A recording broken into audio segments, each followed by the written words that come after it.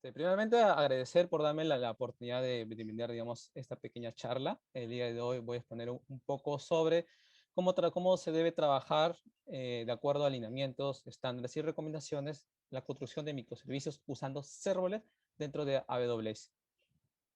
Entonces, de manera breve, me presento. Bueno, como yo soy Luis Diego, actualmente soy arquitecto de soluciones dentro de la compañía de Auna.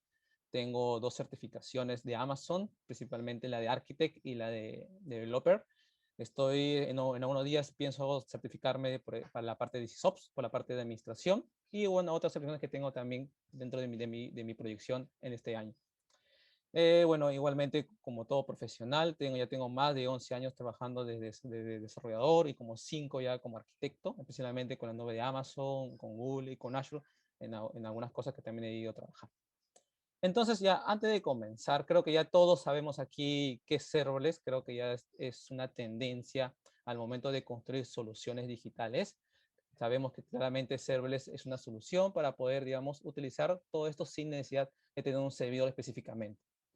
Pero entonces aquí viene una primera pregunta. ¿Por qué, digamos, los clientes están, digamos, considerando construir aplicaciones serverless? Entonces, justamente dentro del reInvent del año pasado, Amazon sacó un montón de charlas sobre serverless y aquí, por ejemplo, uno de esos puntos fue por qué los clientes consideran serverless dentro de su desarrollo. O sea, aquí hay 4 factores o 4 claves principales. Uno es, por ejemplo, la agilidad. Sabemos que al día de hoy, dentro de las organizaciones, nosotros debemos siempre buscar la manera de poder realizar, construir aplicaciones de manera rápidas y constantes. Entonces, Serverless nos va a poder ayudar a construir todos estos problemas que tengamos en negocio de una manera ágil. Igualmente el tema de performance, ya que esto es servicios que nos va a ofrecer, digamos, en este caso Amazon o cualquier otra nube con que trabajamos, está realmente orientado para una alta escalabilidad y digamos que no tenga falla en tema de tolerancia. El tema de costos. Entonces, por ejemplo, antiguamente nosotros, ¿qué hacíamos? Tener un servidor que estaba prendido siempre 24/7 y no podía tener un costo excesivo o alto en algunas horas, digamos, que nosotros, digamos, no utilicemos estos servicios. Ahora, digamos, con serverless asociado dentro de la nube, entonces solamente nosotros vamos aquí a pagar de acuerdo a cuando usemos cada uno de estos servicios puntualmente. Igualmente seguridad. Entonces aquí hay que tener en cuenta, hay una responsabilidad compartida dentro de tanto de la nube con que trabajamos y tanto también del lado del cliente. Entonces con serverless ya hay un gran porcentaje de esta seguridad que ya en la nube nos proporciona. En este caso Amazon específicamente nos cubre un montón de cosas. Y aquí nosotros ya solamente estaremos orientados a proteger aquellos datos sensibles que se maneja dentro de la aplicación puntualmente. Ahora, entonces, ¿cómo la innovación servidor impulsa la agilidad? Entonces, este es un punto importante también que mencionaba, ¿no? Que la agilidad al día de hoy es un tema constante y rutinario dentro de las organizaciones. Entonces, por ejemplo, justamente dentro de la nube de Amazon, hay 5 factores con los cuales uno también considera para poder trabajar. Uno es, por ejemplo, lo que es el manejo de eventos. Actualmente Amazon ofrece, digamos, más de 140 servicios para poder trabajar todo el tema de eventos. Si quiero comunicarme, por ejemplo, de mi aplicación que está en mi nube con mi aplicación on-premise, o quiero comunicarme entre diferentes tipos de data center, Amazon, por ejemplo, nos ofrece, digamos, diferentes servicios. Y uno de los servicios que, por ejemplo, aquí menciono es Amazon Event Bridge, que nos ha permitido hacer todo ese tipo de comunicaciones, ¿no? Entre diferentes tipos de aplicaciones. Igualmente, tenemos diferentes tipos de lenguajes que soporta, por ejemplo, Amazon. Actualmente soporta 12 tipos de lenguajes y a la vez también podemos, si hay un lenguaje que no soporta, lo podemos trabajar con contenedores o con Kubernetes en tal caso, ¿no? Igualmente, también un punto importante dentro de todo el mundo de serverless es poder trabajar temas de monitoreo y la observabilidad. ¿Cómo podemos saber, por ejemplo, cuando un servicio tenga un error? ¿Cómo podemos saber cuando un servicio esté lento? Cuando, por ejemplo, tenga alta demanda. Entonces, por ejemplo, ya hay servicios especializados dentro de Amazon para poder trabajar con todo este punto, ¿no? Extensiones. Al día de hoy, si bien ya cada una de las nubes, específicamente Amazon, nos proporciona, digamos, una gran cantidad de servicios, va a haber algunas necesidades que, por ejemplo, nosotros queremos customizar, por ejemplo, algunos puntos. Entonces, a nivel de extensiones, por ejemplo, si Amazon nos ofrece servicios para monitoreo, que es CloudWatch, o por ejemplo de trazabilidad, que es Xray, pero si, por ejemplo, nosotros queremos utilizar un servicio de tercero, por ejemplo, Datadog, Dynatrace, New Relic. Entonces, ¿cómo podemos usar eso? Entonces, Amazon nos ofrece justamente el tema de extensiones, donde nosotros podemos utilizar el servicio de terceros para poder, digamos, ponerlo dentro de nuestras aplicaciones SharePoint. Y bueno, y otro punto también es funciones flexibles. Entonces creo que uno de los grandes pasos que justamente Amazon anunció el año pasado en su reInvent es que ahora nosotros podemos trabajar ya con contenedores de nuestros serverless, principalmente con Amazon Lambda, que ahorita lo vamos a ver. Entonces, como ya les había mencionado, hay unos puntos claves que hay que considerar. Entonces, ¿cómo deberíamos nosotros empezar a trabajar con serverless? ¿Cómo debemos empezar, digamos, a pensar a trabajar con serverless? Acá hay 5 puntos que justamente Amazon nos compartió dentro de este reinvent. Y uno, por ejemplo, es pensar siempre en las funcionalidades. Ya no debemos empezar en monolítico. Y este es un punto importante, ¿no? Porque a veces en las organizaciones, en los proyectos empezamos a pensar, ok, necesito tener una aplicación de e-commerce, necesito tener una aplicación de ventas, una aplicación justamente para citas médicas. Pero nosotros ya debemos empezar ya a descomponer ese tipo de aplicaciones y empezar, digamos, a pensar, ok, ¿cuáles son los contextos, los subdominios que necesitamos para poder crear esto? Y conforme vamos teniendo, entonces esto se va a aplicar al mundo de serverless. Igualmente, considerar que todo el mundo de serverless trabaje basado en eventos. Entonces, en las aplicaciones antiguas o los monolitos, siempre, por ejemplo, teníamos un gran servicio que se comunicaba con otros servicios internamente y nos generaba, digamos, a veces algunas dependencias o una complejidad muy alta. Entonces, ahora hay servicios especializados para que yo sencillamente lance un evento y esto se pueda comunicar de manera transparente y asíncrona sin generar, digamos, dependencias o alto acoplamiento. Igualmente, tener en cuenta que todo el mundo de serverless son stateless, sin estado. O sea, no van a manejar estado, es decir, que cada vez que un usuario llame siempre a esta función o a este servicio que creamos, entonces siempre, digamos, va a invocar nuevamente con todos los parámetros que ya tenga configurado. Igualmente, hay que definir cuál es el flujo de datos con lo cual vamos a trabajar.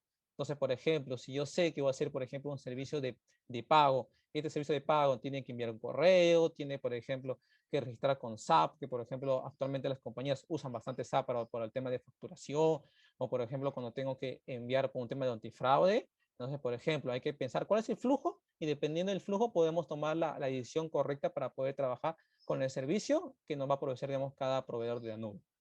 Y también no hay que reventar la rueda. Esto es un punto importante. Como ya les comentaba, hay servicios especializados para poder, digamos, trabajar con cualquier punto. Por ejemplo, si quiero trabajar con una arquitectura basada en eventos, quiero trabajar con una arquitectura real time, quiero trabajar con una arquitectura, digamos, streaming. Entonces, ya hay servicios especializados. No hay que crear nada, sino que ya utilicemos lo que se nos ofrece cada uno de la nube específicamente. Entonces, aquí les comparto, por ejemplo, algunos servicios de Amazon pensados específicamente para el tema de serverless. Hay muchos más, acá pongo, por ejemplo, algunos principales. Para el tema de cómputo, donde van a ir toda nuestra lógica de negocio que implementemos. En este caso tenemos 2 servicios especificados, que son Lambda, que es sencillamente aquí me preocupo por tener mi código, y tenemos Fargate, que es precisamente lo que trabajamos con contenedores.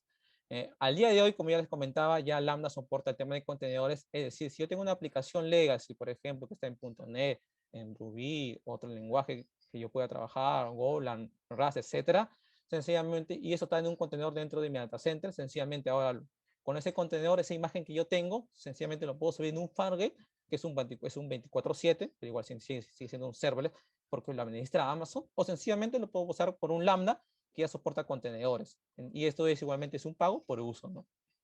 Igualmente, hay servicios especializados. Tenemos, por ejemplo, Amazon SNS y SQS, que son servicios especializados justamente para manejo de eventos.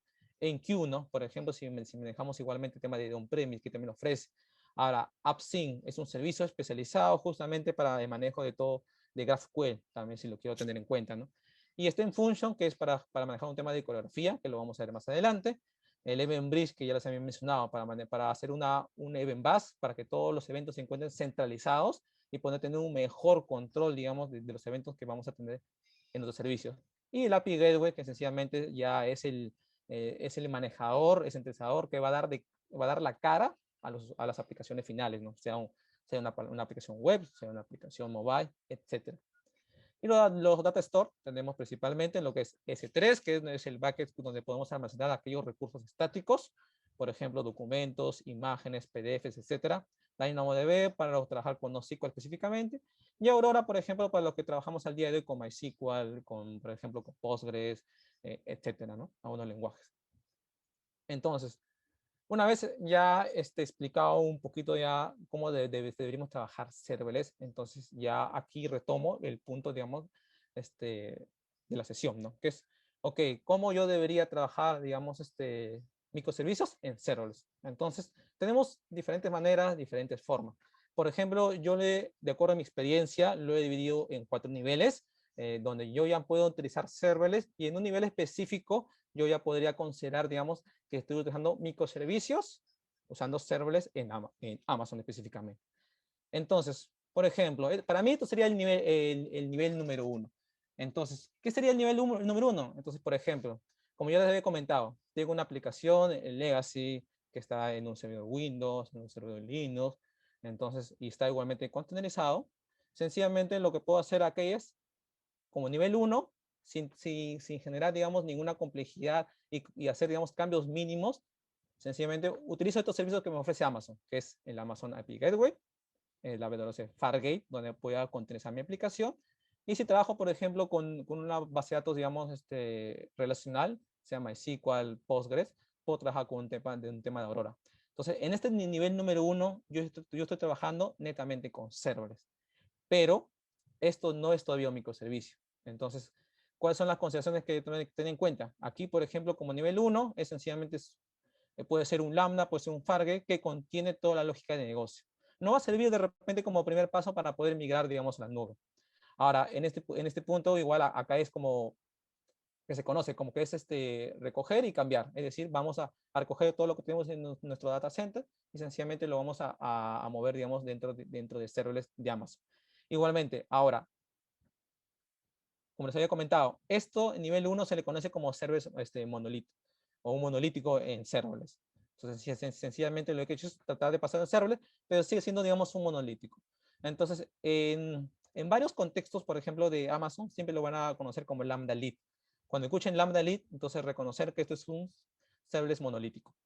Como ya les había comentado anteriormente, ahora ya tengo la facilidad de poder usar Lambda y para que en este caso sencillamente pague por uso a través de contenedores. Entonces, por ejemplo, en unos proyectos que ya estoy implementando esto, me ha parecido excelente porque ya no tengo que tener, digamos, que dividir mis aplicaciones, legacy, lo puedo subir fácilmente y utilizar, digamos, serverless en lo más que se pueda, principalmente, ¿no? Ahora, pero ¿qué sucede? En algún momento esto no va a generar algunos problemas, porque digamos como nivel 1 ya todo está en la nube, pero igual, ¿cuáles son aquellos inconvenientes que nos puede traer? Principalmente es que cuando conforme nosotros vamos creciendo en esta aplicación, entonces va a generar más complejidad en el tiempo. Entonces, uno de los puntos, por ejemplo, o problemas que más puede haber es el alto acoplamiento. ¿Por qué? Porque vamos a tener toda la lógica de negocio en un solo Lambda, en un solo Fargate, en un solo repositorio, y esto, digamos, a la larga se puede volver inmantenible. Entonces, igualmente, hay una complejidad muy alta. Por ejemplo, si yo quiero solamente corregir una funcionalidad que es, por ejemplo, la funcionalidad de login, tengo que hacer el pase de todo, digamos, este monolito y puede afectar la aplicación, digamos, que se está usando en este momento. Igualmente, hay una dificultad para poder separar, digamos, las responsabilidades. Y uno de los problemas también es que requiere un solo lenguaje. Por ejemplo, en este tipo de monolitos puede trabajar con Node.js, puede trabajar con Golang, con Java, etcétera. Al día de hoy también considera que como una estrategia de serverless es que nosotros usemos diferentes lenguajes. No se recomienda y tampoco recomiendo, tampoco en mi experiencia, que trabajemos con un solo lenguaje de programación usando serverless. Trabajemos de utilizar, digamos, diferentes tipos de lenguajes porque hay lenguajes específicos para cada cosa, ¿no? Y eso se puede ver, digamos, en una charla específicamente sobre Lambda. Entonces, una vez que yo tengo, digamos, este nivel 1, lo que puedo hacer es, digamos, es empezar, digamos, a desacoplar o a dividir, digamos, mi aplicación para trabajar, digamos, en un nivel 2. Entonces, en este nivel 2, ¿qué debemos hacer? En este caso, por ejemplo, es separar nuestra aplicación legacy o una aplicación grande que queremos construir, digamos, por contextos de negocio, subdominios, band context, como lo quieran llamar. Entonces, por ejemplo, en esta pequeña arquitectura, lo que se ha realizado aquí, por ejemplo, tengo un lambda donde va a manejar todo el contexto de usuarios, todo el contexto de órdenes y todo el contexto de productos. Entonces, de aquí, digamos, como primer vistazo, nosotros ya podemos tener, digamos, un lambda o serverless ya dividido por funcionalidades de negocio. Entonces, esto nos va a permitir, digamos, tener un mayor nivel de control, por temas de seguridad, por temas igualmente de despliegue, etcétera. Igualmente, aquí también considerar que como API Gateway maneja el enrutamiento. He visto en algunos proyectos que el enrutamiento se lo maneja dentro de Lambda.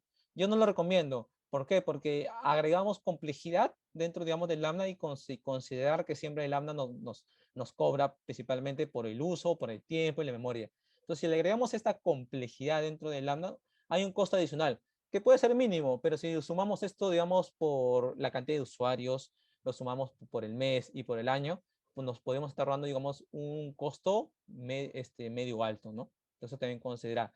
Entonces, para poder ahorrarnos este trabajo, se recomienda principalmente que todo el rutador lo maneje el API Gateway, que ya nos ofrece, digamos, todas estas funcionalidades y bondades como dentro, digamos, de este servicio específicamente. Entonces, algunos inconvenientes que podemos tener, no lo considero problemas, porque digamos, en este nivel ya 2 ya hay cosas que se pueden mejorar, pero digamos, en este nivel ya podemos trabajar con equipos especificados por cada contexto, ¿no? O por cada, digamos, funcionalidad de negocio.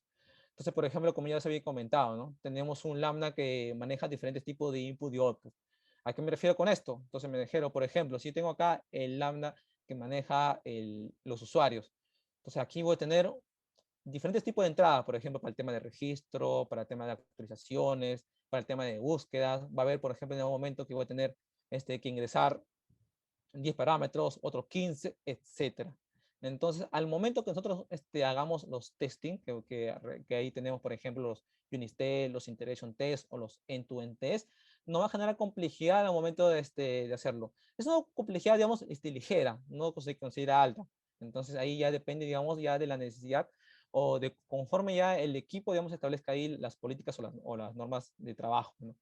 Igualmente, como les comentaba, aquí añadimos una complejidad adicional, ¿no? Porque requerimos tener aquí un router, ¿no? Que empiece, digamos, a leer todos los parámetros que recibe nuestro Lambda para poder procesar de acuerdo, digamos, a la funcionalidad que se requiera, ¿no?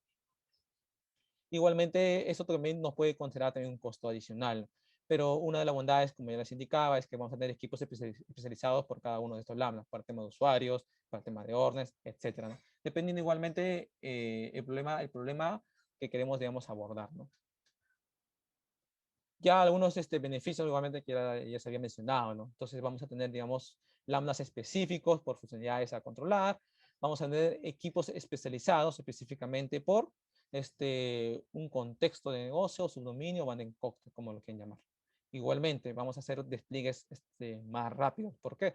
Porque, como ya les he comentado, ahora ya no tengo que afectar toda la aplicación. Si yo quiero, por ejemplo, desplegar el tema de usuarios, sencillamente lo despliego sin afectar la otra funcionalidad de aplicación, sea en este caso que tenga un móvil o sea en este caso que tenga una aplicación frontend. Ahora, en estrategia de deployment no voy a hablar del día de hoy, hay diferentes formas de manejarlo a nivel de Lambda para poder trabajar. Y teóricamente, bueno, puede tener un mejor rendimiento. Y lo digo teóricamente por el tema, como les he comentado, aquí va a haber un router, va a haber un manejador por cada uno de los inputs, de los outputs, etcétera, ¿no? Pero digamos, a este nivel ya se podría considerar, digamos, como una arquitectura viable para, digamos, para la solución para el problema que se tenga.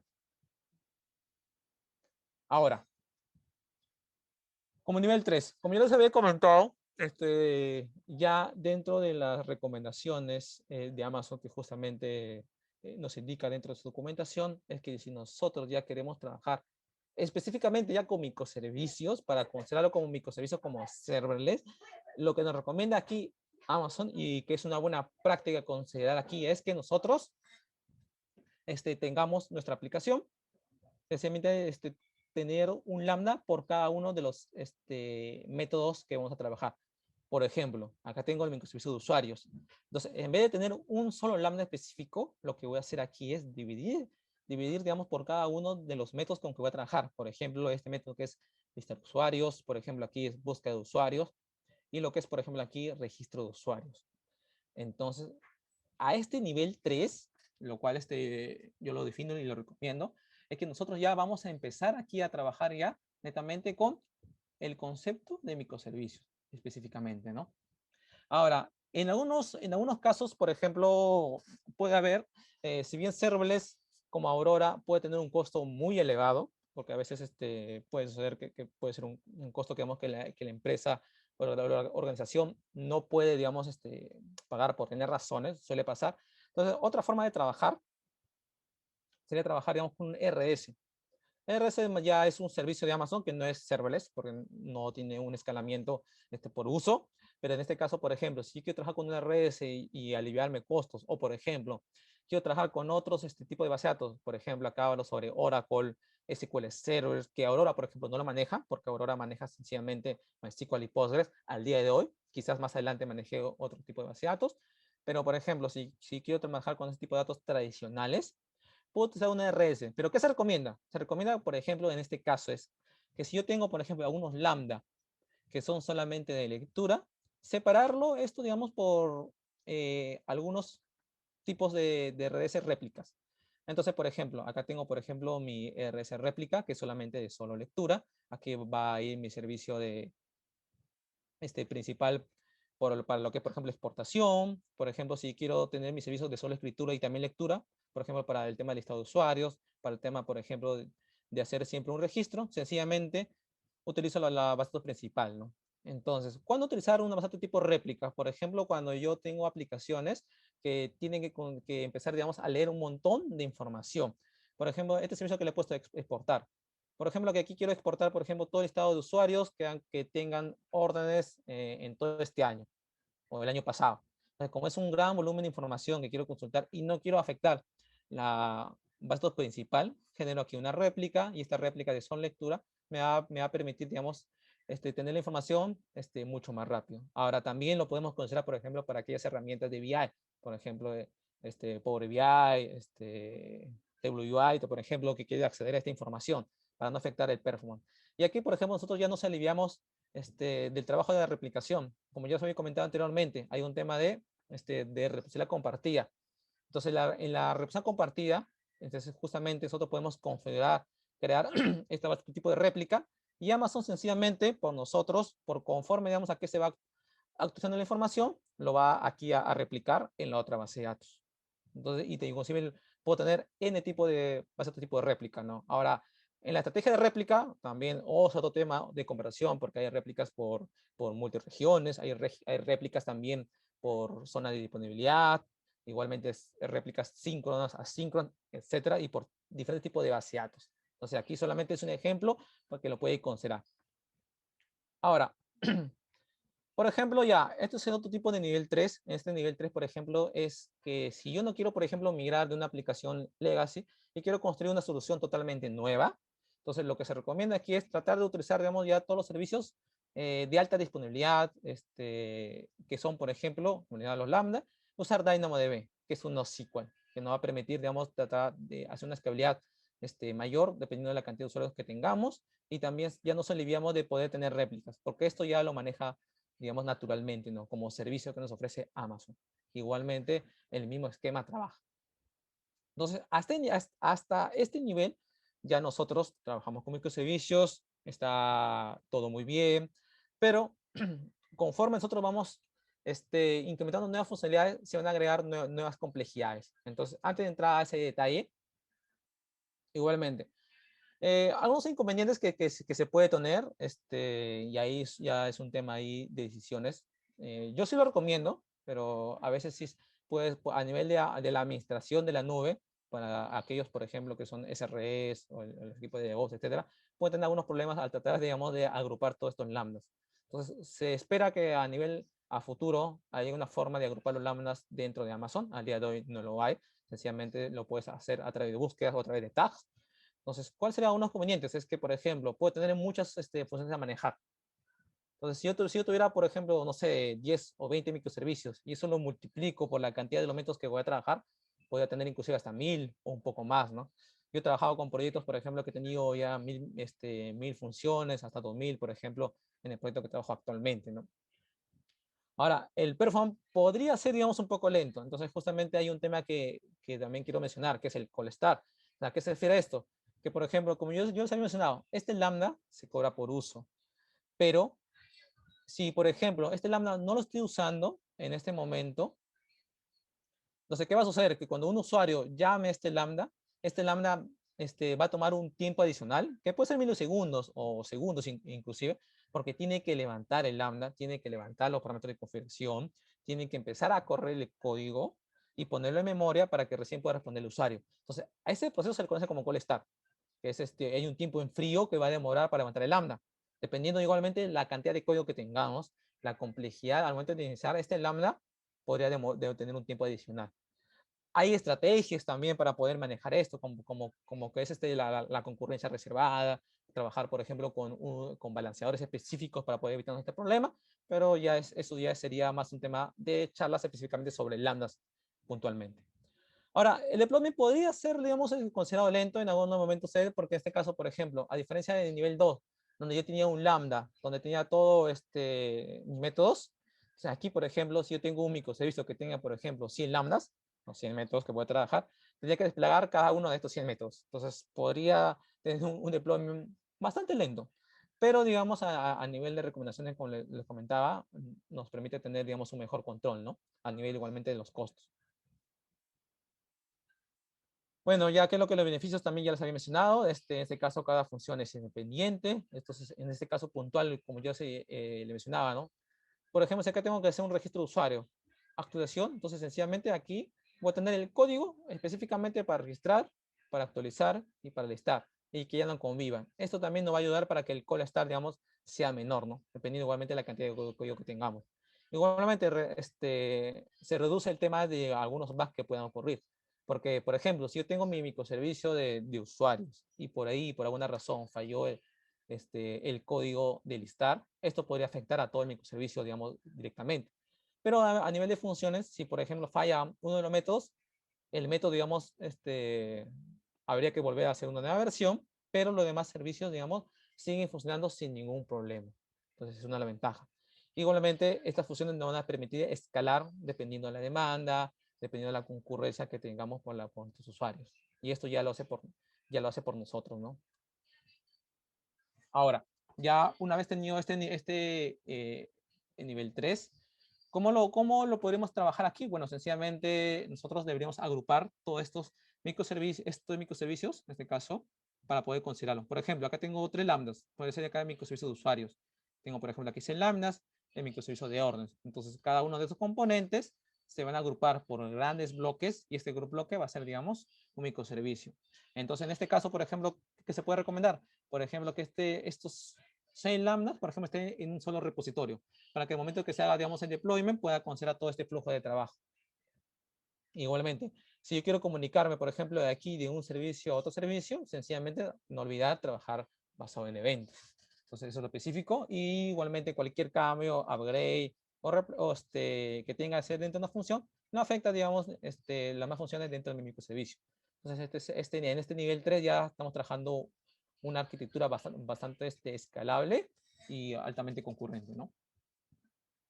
Ahora, pues yo se había comentado, de repente, digamos, a este nivel eh, hay cosas por mejorar, hay cosas que debemos considerar. Entonces, hay un nivel 4 que yo lo considero. Entonces, en este nivel 4, que yo, de acuerdo a mi experiencia en los proyectos que he trabajado, es que es como un nivel 3 plus, ya así, como lo quieren llamar en este caso puntual.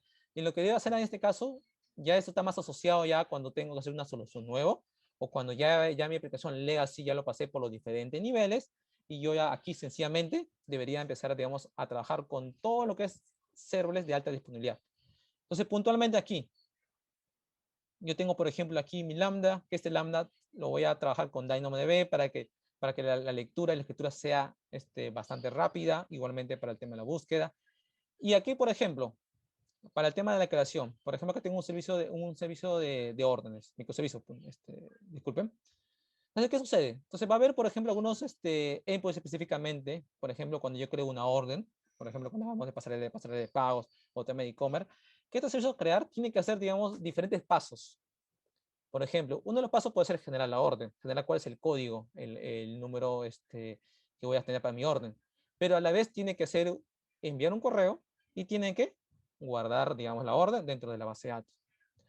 Entonces, ¿qué se recomienda? Que en vez de yo de tenerlo todo esto dentro de un lambda específico y de definir yo ahí mi secuencia de pasos, en este nivel 4 se recomienda trabajar con state function. ¿Qué es state function? Digamos, es un agrupador, generas acá tu workflow, donde tú defines la secuencia de pasos, con lo cual, digamos, va a trabajar cada método en específico. Entonces, por ejemplo, antes del reinvent, por ejemplo, no podía trabajar yo con Amazon API Gateway directamente ahora con Stem Function. Ahora ya es posible. Entonces, sencillamente puedo crear aquí mi método y amarrarlo dentro de mi Stem Function. Y dentro de mi Stem Function tener lambdas específicos para cada uno de los pasos. Esta es una de las ventajas. Y sencillamente todo el flujo lo maneja, digamos, Stem Function y yo me alivio de problemas. Igualmente, otro punto a considerar.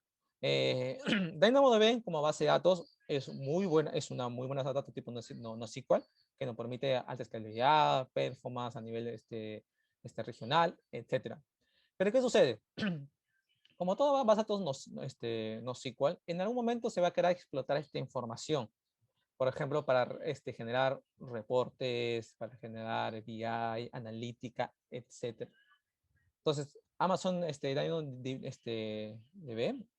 no va a servir en algún momento para hacer todo este tipo de trabajo.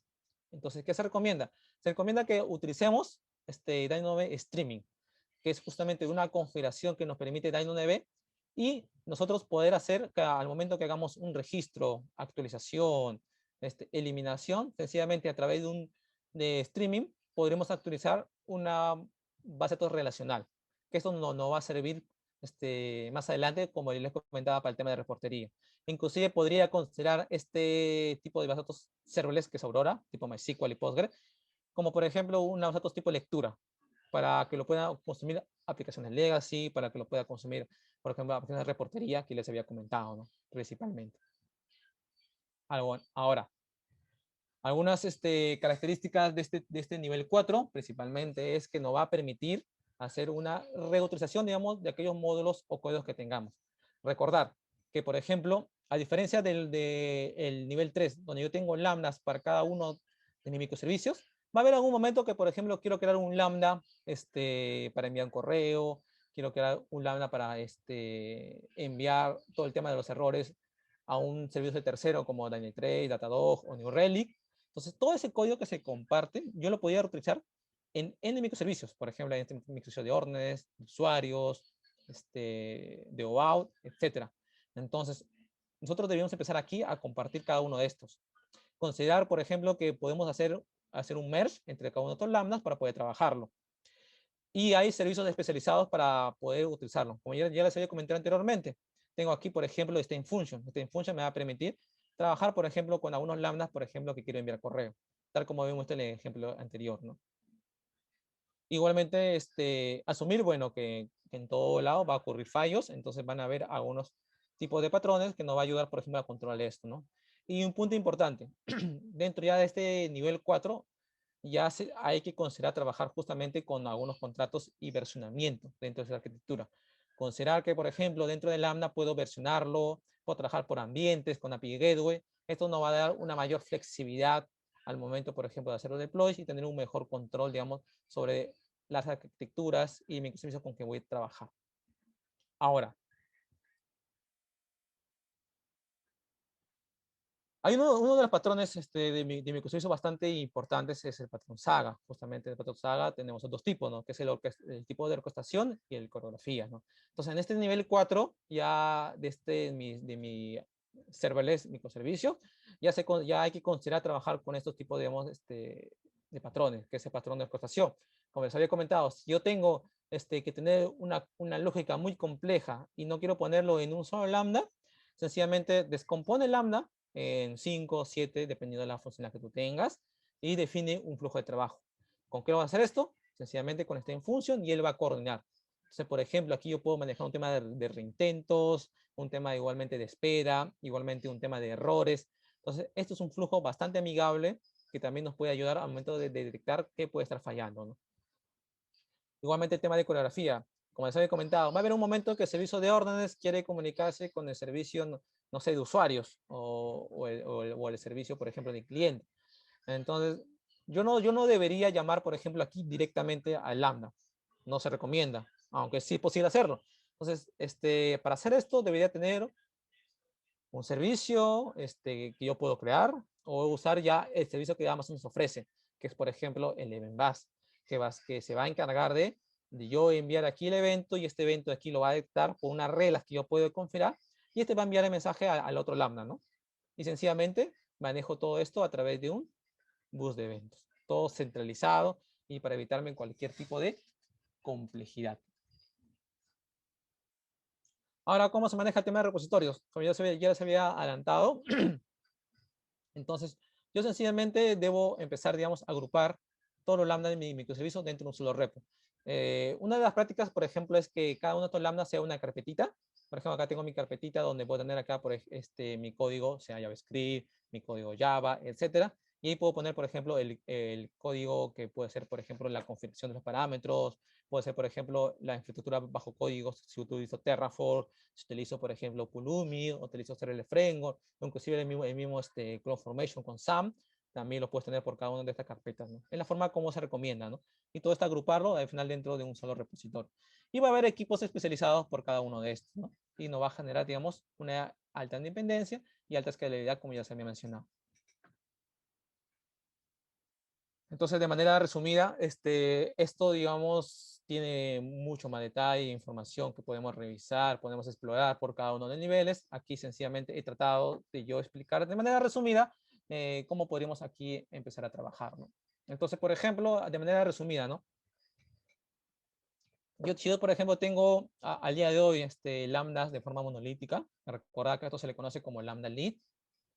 Eh, Entonces, por ejemplo, uno de los retos es, yo debería este código que está estrechamente acoplado, empezar, digamos, a dividirlo, ¿no? A romper este lambda para poder, digamos, crear bloques independientes y poder empezar a trabajar, digamos,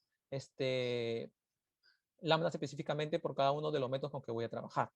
Igualmente, si tuviera, digamos, algunos monorepos, recordar que el reto es la dificultad de poder separarlos y cuál es la responsabilidad que vamos a tener por cada una de las funciones grandes. Entonces, aquí, ¿qué se recomienda? Sencillamente es crear un repo específicamente por cada contexto de negocio. En este caso, por ejemplo, como les había comentado, el tema de órdenes, el tema de los usuarios. Y dentro de ese repositorio, tener cada una de las funciones con que voy a trabajar específicamente, ¿no? Y aquí les comparto, por ejemplo, algunas librerías que, por ejemplo, nos pueden ayudar al momento de construir, digamos, nuestras funciones lambda. Entonces, por ejemplo, aquí lo divido en tres niveles: framework, libraries y multicloud.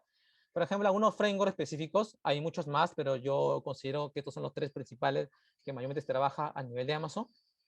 Chalice es el framework oficial de Amazon. En este caso utiliza el lenguaje Python para poder trabajar y ya nos ofrece una gran cantidad de funcionalidades, bondades para poder desplegarlo dentro de nuestros lambdas y dentro igualmente de la API. Architect y Cloudia ya son servicios, ya son frameworks ya basados en Node.js, que nos va a permitir igualmente generar N funciones. Por ejemplo, si quiero disparar un evento, si quiero guardar en S3 una carpetita, utilizar, digamos, colas, ya todas estas características nos ofrece, por ejemplo, estos tres frameworks que les he mencionado. Pero si no quiero agregar, digamos, toda esa lógica, podemos trabajar con unas librerías. Por ejemplo, una de librerías que usaba en su momento era Lambda API. Esta es una librería que nos va a generar un enrutador, que esto, por ejemplo, es para el nivel número 2 que les había comentado. Quiero solamente trabajar ahí un solo Lambda con diferentes métodos. Puedo trabajar con un Lambda API. Y aquí pongo otro Lambda que es Micro Lambda API. Librería es de mi propiedad, yo lo he creado, está disponible igualmente en NPM. La diferencia, por ejemplo, con Lambda API, que yo tomé referencia igualmente, es que está de servicio que yo lo puedo utilizar para un nivel 2, nivel 3 y un nivel 4. Por ejemplo, si quiero trabajar con un enrutador, lo puedo hacer. Si no quiero trabajar con un enrutador y solamente quiero hacer un mapping de los inputs y el output, lo puedo trabajar con esa librería. Entonces, esto yo lo trabajo como una micro library, sencillamente. Puedo trabajar con cada uno de los componentes de acuerdo, digamos, a mi necesidad. Y, por ejemplo, para aquellos que trabajan con multinube, no sé, quieren trabajar, por ejemplo, con Amazon, con Azure, con IBM, con Google y tener, digamos, un solo código, igualmente con todas las funciones o métodos ya disponibles. Puedo trabajar con LibOps, que es una librería que nos va a permitir trabajar y desplegar por cada una de las nubes, ¿no? Con una sola base de código. No lo he usado, pero sí he escuchado bastantes recomendaciones, igualmente comentarios, y la comunidad lo está pidiendo bastantemente. Entonces, si usted tiene esa necesidad de trabajar con varias nubes, podría trabajar con la de Ops, ¿no? Como le recomiendo. Igualmente aquí les comparto algunas referencias. Bueno, entonces, en este caso, puntualmente, todo lo que está mostrado en esta PPT ha sido igualmente basado en estos videos que se presentaron en el reInvent. Hay algunas cosas que yo le he agregado propiamente, como son el tema de los niveles, que no se mencionan en estos videos, pero de acuerdo a mi experiencia, siempre es bueno también considerarlo, ¿no? Igualmente, si quieren tener más información de los eventos de Amazon y el contenido que se ha compartido, está el link aquí con que pueden trabajar, ¿no? Y eso sería todo de mi lado. De repente también hay un tema adicional como plus que les puede, que no le he puesto ahí para la presentación, es que aquí les estoy compartiendo, por ejemplo, algunas arquitecturas de referencia. De acuerdo, por ejemplo, de lo que se mostraron en el reInvent, igualmente de otras recomendaciones que se puede tener. Por ejemplo, aquí tengo, si quiero trabajar con Lambda de manera síncrona, basado en streaming, acá hay unos ejemplos. Por ejemplo, cuándo usar SNS, SQS, también aquí hay un árbol de decisión para poder tener. Y por ejemplo, acá hay una arquitectura para el tema de e-commerce, por ejemplo, para manejar notificaciones de stock, etcétera, ¿no? Coreografía, tema de email, de órdenes. Entonces aquí pongo algunos ejemplos que de repente también lo pueden considerar. Igualmente, esto no es cerrado, sencillamente estos ejemplos son ya de otros proveedores que han trabajado, por ejemplo, con BBC, Netflix o inclusive Disney, que trabaja con Amazon. Entonces, son algunas arquitecturas que lo mostraron en Renve y solamente lo estoy poniendo aquí para que puedan tomar como referencia. Y ahí, de acuerdo a su necesidad, ustedes lo pueden cambiar, lo pueden usar esto mismo o pueden tomar solamente como referencia, talmente como se había mencionado. Y bueno, eso sería todo de mi lado. Ahí creo que por ahí van a tener algunas preguntas que pueden hacer. Estoy atento ahí para poder escucharles. Eh, Luis Diego, muchas gracias. Ha estado muy, muy, muy interesante tu charla. De hecho, ahí tengo unas dos, tres preguntitas en particular, al menos de mi lado, mientras ahí las personas van escribiendo sus dudas. Em, la primera es, a ver, no me acuerdo mucho. En un punto mencionaste de que estás trabajando en un proyecto en el que tiene muchas funciones lambda. Entonces, mi pregunta es, ¿por qué están usando, o sea, como que cuál es el límite de cuando están usando demasiadas lambdas y por qué no volver a hacer solo un monorepo, ¿no? Una aplicación con un servidor? A ver, ¿Cuál consideras que ese es el límite? voy a volver aquí, bueno, en este caso, por ejemplo, tengo el level 2, donde yo tengo un solo lambda que tiene un solo microservicio y tiene aquí todos los métodos. Puntualmente no hay una recomendación aquí. Estos solamente son, digamos, buenas prácticas que lo pueden tomar en cuenta. Ahí ya dependerá, digamos, de la necesidad que tengan ahí en el negocio o en su problema ahí en la organización. Ahora, ¿qué sucede? Como ya se había comentado, si yo tengo, digamos, dentro de esta funcionalidad de órdenes, tengo mucha lógica de negocio. Tengo, por ejemplo, este microservicio tiene 100 formas de trabajar, etcétera. Entonces, como esto se puede volver en su momento engorroso, se recomienda separarlo esto por diferentes tipos de lambdas específicamente, ¿no? Como ya se había comentado para el nivel 3, tener, por ejemplo, aquí un lambda que sea, por ejemplo, no sé, para traer todas las órdenes, pasar un registro, etcétera. Cuando nosotros tengamos esa necesidad, se recomienda pasarle a un nivel 3, pero con un nivel 2 ya estaría, digamos, de manera aceptable. Pero ojo, si nosotros conversamos con Amazon y queremos trabajar con su framework que ellos han definido, que es Web Architecture Framework, entonces si queremos pasar a ese nivel, Amazon te va a decir, ok, yo no considero esto como un microservicio. Eso es lo que te decirá Amazon. Ahora, en el límite, no hay un límite de lambdas. Yo puedo tener miles, no sé, millones, no le diría, pero puedo tener miles de lambdas, digamos, dentro de mi cuenta de Amazon. Yo puedo trabajar sin problemas. Entonces ahí, no, ahí dependiendo de la necesidad, podemos hacer un nivel 2 o un nivel 3 específicamente, ¿no? Ok, gracias. La otra es ¿por qué, no? ¿Por qué usarlos? ¿Por qué mandarnos a hacer tantos? No, espera, primero, antes de pasar a este tema escuché de que los lambdas tienen como un tiempo en particular em, de vida, de ejecución. Entonces, Un tema del call sí, start, en tal caso. ¿Te refieres? Para que pueda, digamos, ajá, activarse, ¿ok? ajá, el tema de que cuando quiera tener un proceso que va a demorar mucho, o sea, yo sé que va a demorar mucho, allí ya no debería usar lambda o hay alguna forma de Muy como buen punto, un hack. muy buen punto. Eso, por ejemplo, a ver, yo os había comentado dentro de los servicios que yo tengo aquí dentro de Amazon, por ejemplo, tengo acá un Lambda y tengo un Fargate. Ambos son serverless para trabajar, digamos, todo mi código. Entonces, recordar, Lambda tiene un límite de 15 minutos como máximo, pues el tiempo de ejecución. Puedo tener igualmente un contenedor, puedo tener una función que lo pueda tener ahí específicamente.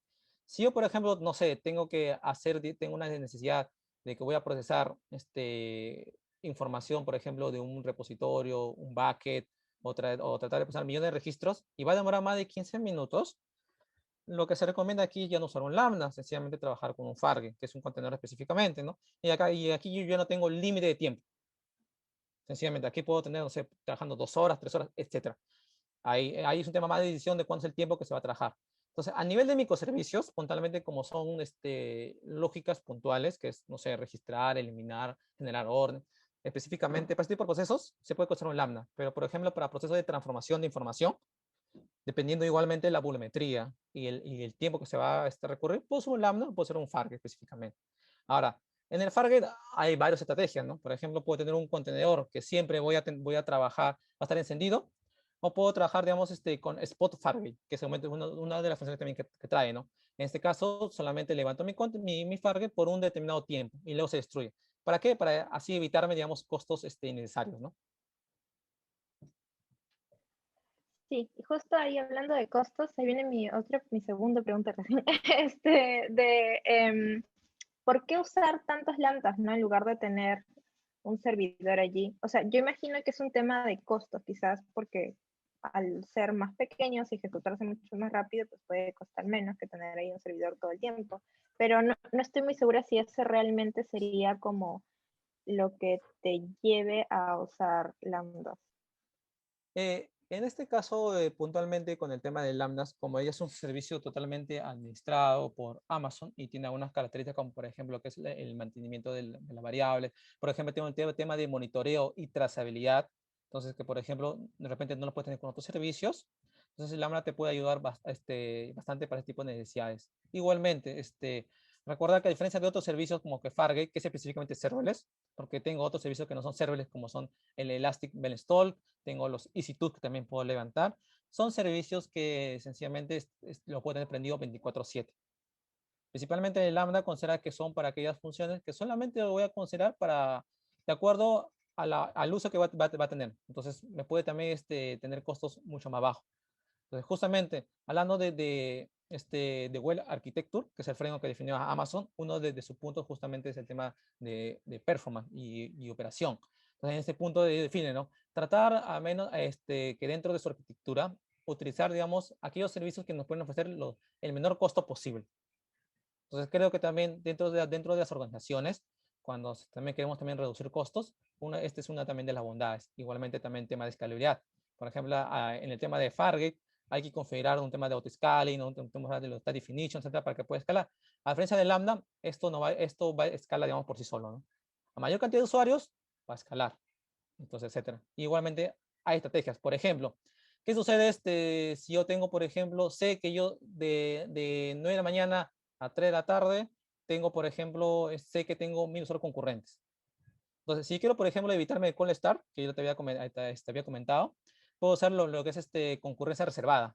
Amazon dentro de Lambda tiene ese beneficio. Yo puedo decirle, ok, para que el usuario, digamos, no tenga ese problema de esperar ese tiempo que Lambda se levante, puedo configurar que de 9 de mañana a 6 de la tarde, o el tiempo que yo tenga, automática Amazon levante una gran cantidad de lambdas. Y el usuario sencillamente se empieza a conectar y trabajar. Y así también me evito tiempo, ¿no? Pero también considera que eso también nos puede también, tener un costo, digamos, asociado, ¿no? Aquí, bueno, y mi última pregunta es,